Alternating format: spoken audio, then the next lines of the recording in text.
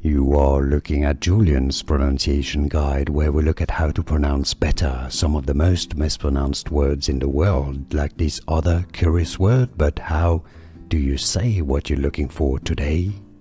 Dish name pronunciation from Italy, from Italian, also known in English, more commonly known in English as pasta fagioli. Okay, so how do you say pasta fagioli?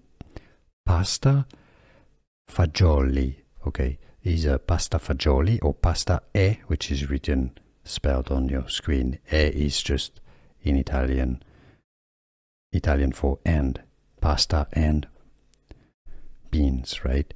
Pasta e fagioli, or pasta fagioli.